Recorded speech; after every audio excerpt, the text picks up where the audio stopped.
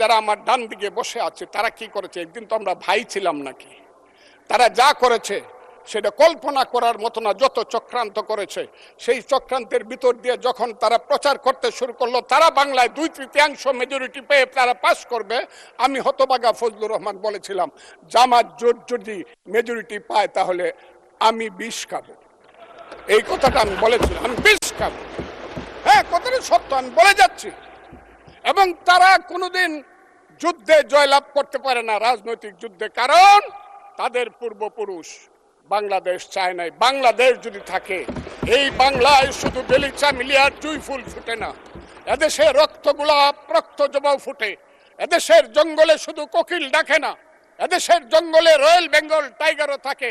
যতদিন royal Bengal tiger থাকবে, মুক্তিযোদ্ধা জিতবে, রাজাকার কোনোদিন এদেশে জয় লাভ করতে পারবে না। আমি চ্যালেঞ্জ করে বলে গেলাম। আমি আজকে আপনাদের সামনে আরো কিছু বলতাম, কিন্তু আমি টাইমটা দেখতে চাই, আরেকটা কথা বলতে চাই।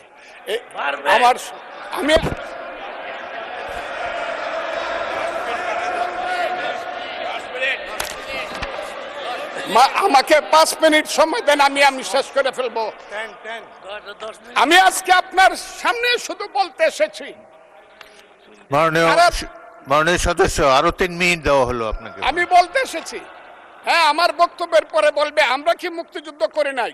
যেমন বিরোধী দলের নেতা বলেন, উনাকে আমি অসম্মান করি না, সব সময় মাননীয় বলে কথা বলি, কিন্তু উনার দলের লোকজন এখানে বসে আছে, তারা আমাকে ফজা পাগলা বলে কথা বলে। উনি একদিন এটা বলে তারা নাকি সভ্য, তারা নাকি ইসলাম। এবং উনি যে বলতেছে, ওই দিন বললো যে আমার দাড়ি পাকা, আমার চোখের সমস্ত পাকা। উনি আমার চেয়ে 10 বছরের ছোট, আমার বয়স 78 বছর, আমি 48 সনে জন্মগ্রহণ করেছি, উনি 58 সনে জন্মগ্রহণ করেছে। কথাটা সত্য না মিথ্যা? মাননীয় সদস্য, আমি ওনাকে, আপনাকে কেউ এই ধরনের উক্তি করেছে আপনার সম্বন্ধে? এরকম তো সংসদে কেউ বলে নাই তো। এরকম না, বলছি করেছে। আপনি কেন নিজে টেনে? করেছে আছে এখানে উপস্থিত। আমি আজকে আপনাকে বলতে চাই, সময়ের সাথে সাথে দেখা দেয় নিত্য নতুন প্রয়োজন। রেডি থাকতে হয় প্রতি মুহূর্ত। তাই এলো ইনোভার, যেন আপনি লাইফে থাকেন রেডি প্রতিদিন। Innova, designed for now.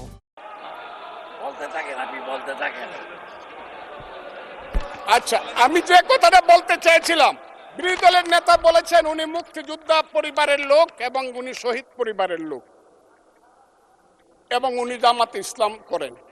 এটা ডাবল অপরাধ। মুক্তিযোদ্ধা পরিবারের লোক কেউ জামাত করতে পারে না। আর শহীদ পরিবারের লোক, মাননীয় সদস্যবৃন্দ, ওনাকে বলতে দেন।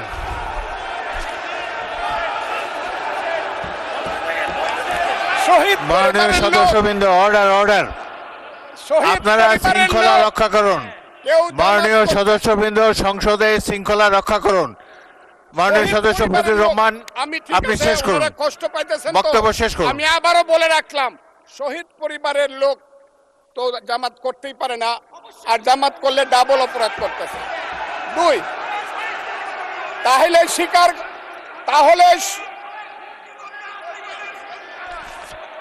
তাহলে আমি আপনাদেরকে বলি, মাননীয় সদস্যবৃন্দ, আমি এক সেকেন্ড। মাননীয় সদস্য ফজলুর রহমান, বসেন।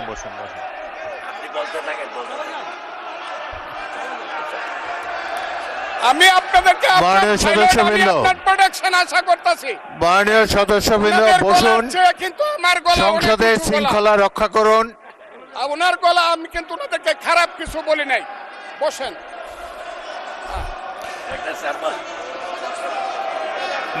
মাননীয় সদস্য ফজলুর রহমান, আপনি একটু অপেক্ষা করুন। মাননীয় সদস্যবৃন্দ, আমি বলছি, এই যে দেখেন, তারা বসেন।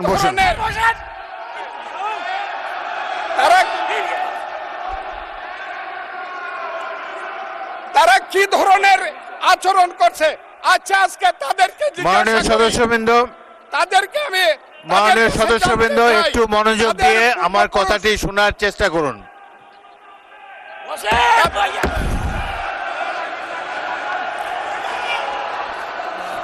মাননীয় সদস্যবৃন্দ, গাজী নজরুল ইসলাম বসুন, আমি আজকে এই বসুন বসুন, এই কথাটা স্পিকারের বলতে কথা বাধ্য শোনার হচ্ছি। চেষ্টা করুন। এই কথাটা মাননীয় বলতে- সদস্যবৃন্দ, ওই আমার আমি একটা কথা আজকে- আপনারা আজকে মনোযোগ বলতে দিয়ে বাধ্য শুনেন। হচ্ছি, এদের সংসদে আচরণ দেখেন, এদের প্রত্যেক সদস্যের পূর্বপুরুষরাই এক ফজলুর রহমান সময় একটু ওয়েট করেন, একটু ওয়েট আলবদর করেন। এবং রাজাকার ছিল। মাননীয় সদস্য এবং ফজলুর এরা রহমান আলিম ওয়েট করেন। চৌধুরীকে হত্যা করেছে, Hold on for a second. আলিম চৌধুরীকে হত্যা একটু অপেক্ষা করেছে। করুন। আমাদের নেতা জিয়াউর রহমানকে পাইলো এরা হত্যা করতো 16ই ডিসেম্বরের আগে। মাননীয় সদস্য ফজলুর রহমান অপেক্ষা করুন। আমার শেষ আমাকে Hold on শুধু for 2 minutes. দেখেন ডিস্টার্ব, আমি আর তাদেরকে বল মাননীয় সদস্যবৃন্দ, এটি বাংলাদেশের জাতীয় সংসদ। এখানে প্রত্যেকেই নির্বাচিত হয়ে এসেছেন, প্রত্যেকেরই এখানে